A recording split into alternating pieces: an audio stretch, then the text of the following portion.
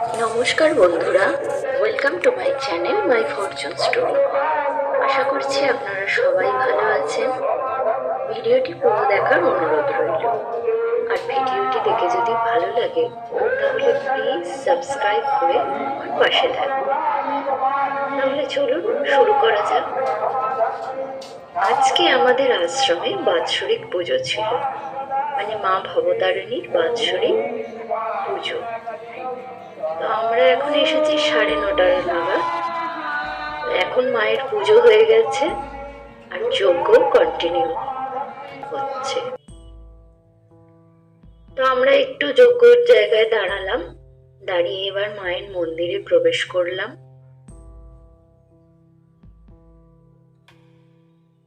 এই যে কাকু বসে আছেন, ইনি ডালা নেওয়ার জন্য, কেউ যদি পুজো দেয় তার কাছ থেকে ডালাটা নিয়ে নেবেন আর স্লিপ দিয়ে দেবে।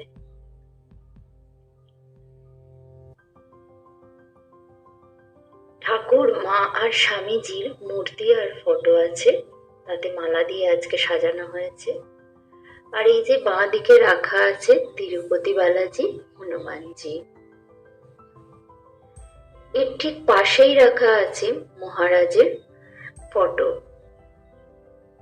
ইনারি আশ্রম, মানে ইনি আশ্রমটা স্থাপন করেছিলেন। আর এই যে রাজরাজেশ্বরী মা ভবতারিণী, উনি পূজা নিয়ে আসনে অধিষ্ঠিতা হয়ে বসে আছেন।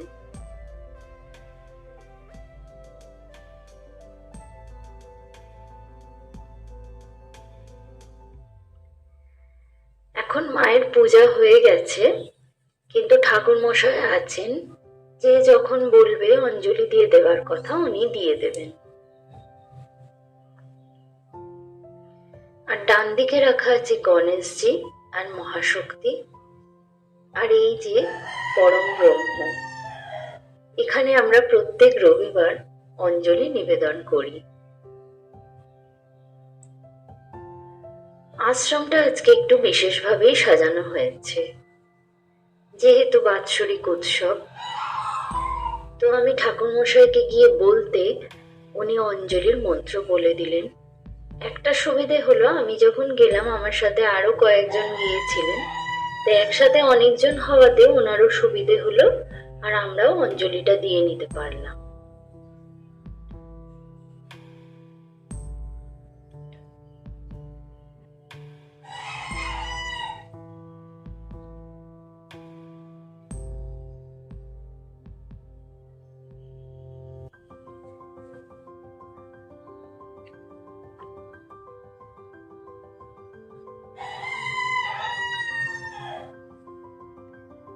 আমি আমার দিব্য সোনা দুজনেই অঞ্জলি দিয়ে নিলাম।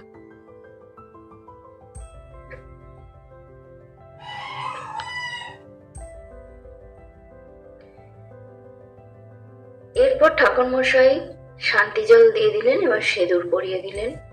দিব্য সিঁদুর পরে তো বেশ প্রাউডি ফিল করছিল।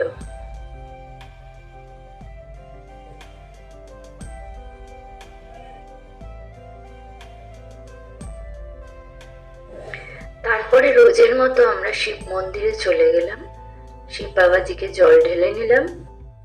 কিন্তু আজকে সেভাবে তৈরি হয়ে আসেনি যে ঘটি নিয়ে আসবো বাবার মাথায় জল ঢালবার জন্য। মামনি একটা বোতলে সব মিশিয়ে এনেছিল, সেইভাবেই দিলাম। যদিও বোতলে শিব বাবাজির মাথায় জল ঢালা যায় না, কিন্তু তবুও ওই পরিস্থিতি অনুযায়ী করতে হয়।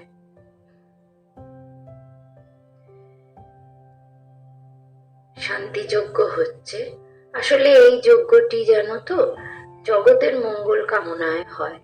আশ্রমের যে ব্যক্তিগত কোনো মঙ্গল কামনার জন্য হয় তা কিন্তু নয়।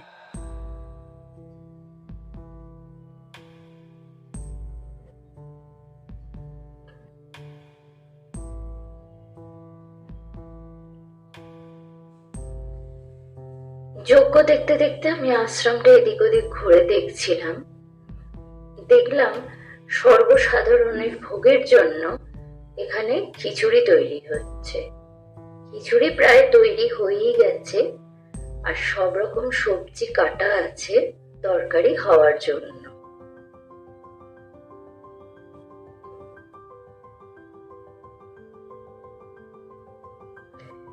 ইতিমধ্যে মঙ্গল যজ্ঞ সমাপ্ত হয়ে গেল, আর মঙ্গল যজ্ঞে সবাই জল আর ফল দান করবে তার প্রস্তুতি শুরু হয়ে গেল। ইনি হচ্ছেন আশ্রমের যে মহারাজ, প্রতিষ্ঠিত করেছিল যে মহারাজ, ওনার ভাইয়ের পুত্রবধূ। উনি প্রথম জল দান করলেন, তারপর একে একে সবাই লাইন দিয়ে জল আর ফল দান করে। প্রত্যেক বছরই এই নিয়ম হয়। তো আমার মামিও এসেছিলেন, আর দিব্যসোনা আর মামনি সবাই জল ফল দান করে দিল।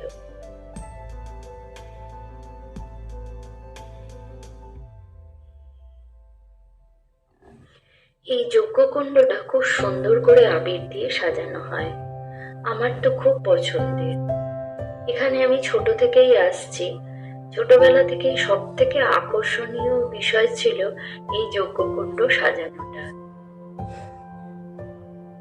এখনো আমার সমানভাবেই এই যজ্ঞকুণ্ড সাজানোটা ভালো লাগে।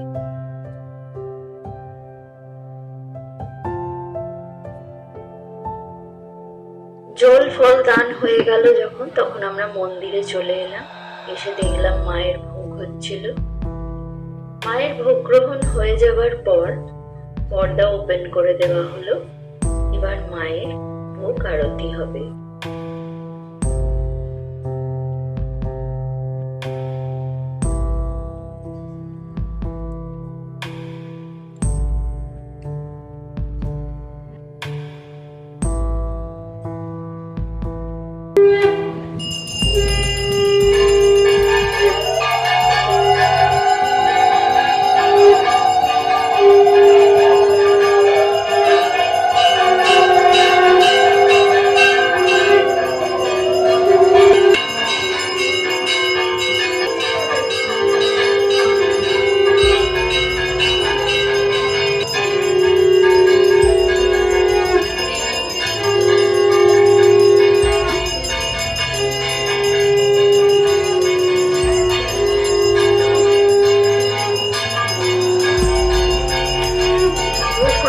মায়ের হয়ে যাবার পর এবার সর্বসাধারণেরও ভোগের ব্যবস্থা করা হয়েছে।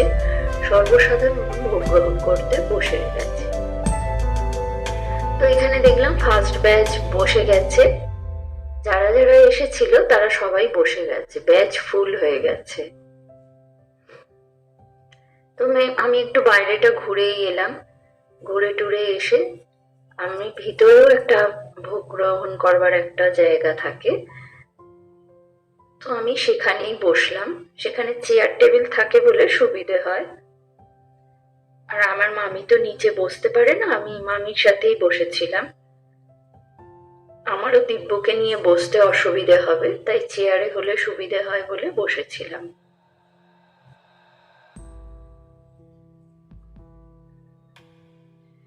বসার পর আমাদের ভোগ দিয়ে দেওয়া হলো।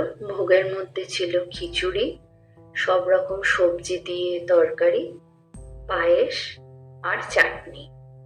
ওরা খিচুড়ি আর তরকারি অনেকবার করেই রিপিট করেছিল।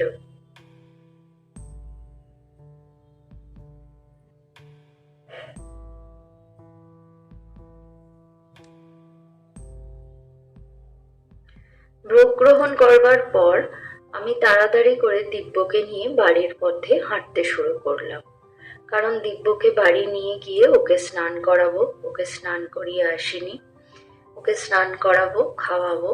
ও তো ভোগ খেতে পারলো না ঝাল বলে। ওকে খাইয়ে একটু যদি ঘুমোয়, ওকে ঘুম পাড়িয়ে নিয়ে আবার আমাদের 4টের সময় চলে আসতে হবে এখানে।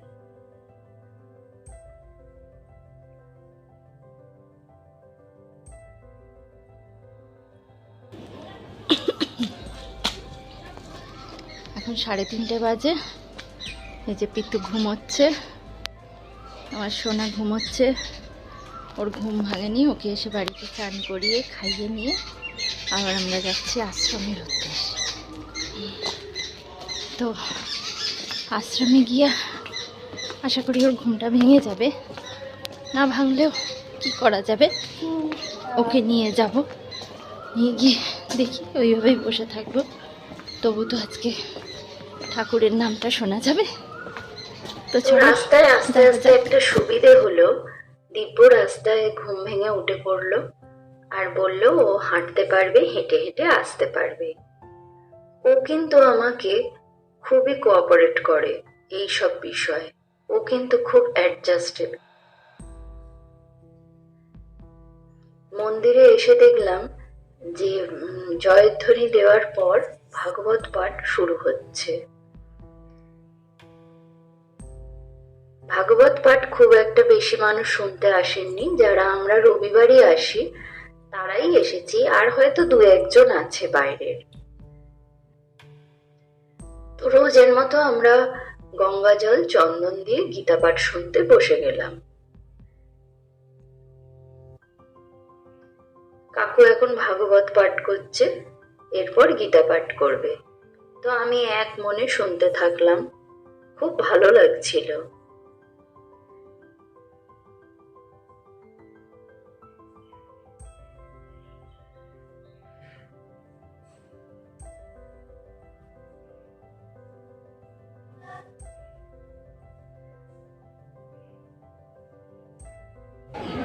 গীতা না শুনলে, গীতা না বুঝলে এই মানব জীবন বৃথা। এবং সেই সম্বন্ধে মহাপুরুষ বলছেন,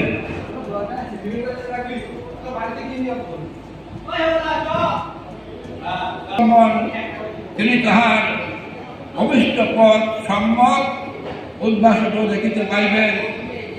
সমুদয় কর্মক্ষেত্রে গীতা ধ্রুবগতি সদৃশ নিত্য এবং স্থির ব্যবহার করিতে পাইলে গীতা ঘূর্ণয়মান আলোকের ন্যায় নিরন্তর ঈপ্সিত পথ লক্ষ্য করাইয়া দিয়া থাকে। পুত্রী বলছেন, সর্বদাই আমাকে বিপদে রাখো, আমি এই বর চাই। তখন ভগবান কৃষ্ণ বলছে, কি বলো? বলে, হ্যাঁ কৃষ্ণ, বিপদে না পড়লে পরে তোমাকে ডাকতে পারা যায় না।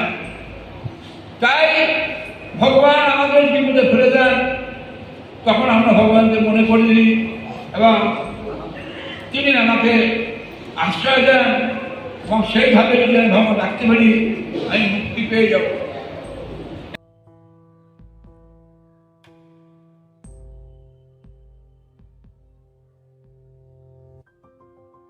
গীতা পাঠ হয়ে যাওয়ার পর এরপর আমাদের ব্রহ্ম গায়ত্রী জপ করা হয়। তারপরে ধ্যানে বসা হয়। ধ্যান হয়ে গেলে ধ্যান সমাপন মন্ত্র বলা হয়। তারপরে আমরা সবাই দাঁড়িয়ে অঞ্জলি দিই এবং অঞ্জলি শেষে পরম ব্রহ্মের কাছে অঞ্জলি সমর্পণ করে প্রণাম সেরে প্রসাদ নিয়ে আমাদের অনুষ্ঠান সমাপ্ত হয়। এই নিয়মটি আমাদের রোজের। আজকেও সেই একই নিয়ম হলো।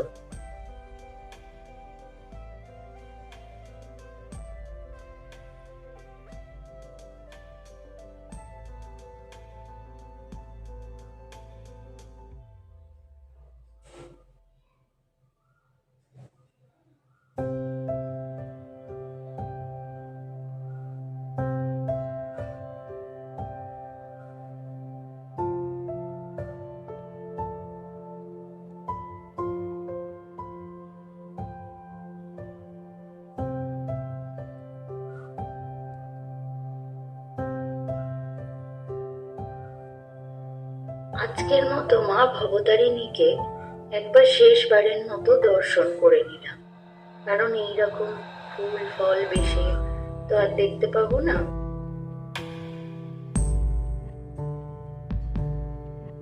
তো সব অনুষ্ঠান হয়ে যাবার পর আমরা এক রাশ মনে ভালো লাগা সুখ স্মৃতি নিয়ে বাড়ি ফিরলাম।